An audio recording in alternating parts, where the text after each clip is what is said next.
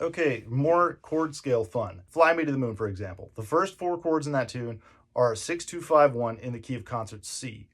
Now, if we just say, well, they're all in the key of C, we just play around in the key of C.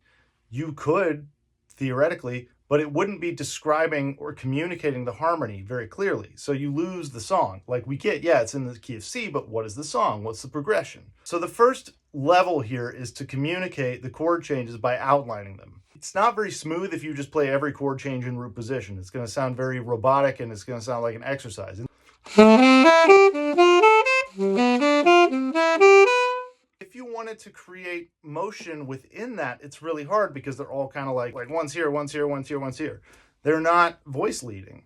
So a better solution is to figure out ways that you can go from one chord to the next, moving as little as possible. With a circle of fourths progression like this, 6, 2, 5, 1, you can outline the first chord in root position and then outline the next chord in second inversion and then repeat. So we have like this.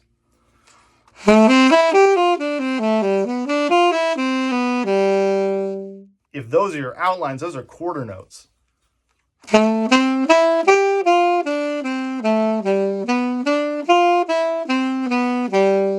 if that's all you played, you would be correct.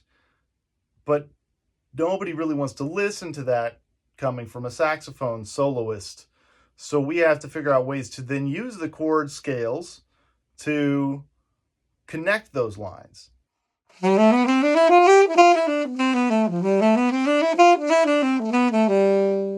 adding in those passing tones from the parent scale in between, you're communicating that same chord outline, but you're giving it flow because these chord outlines don't specify a ninth, they don't specify a 13th, they don't specify an 11. We could mess with that part of it as well. So let's say instead of the regular dominant sound, the Mixolydian sound, I wanted to use the Phrygian dominant sound. So give it kind of a minor flair, but resolve it to major.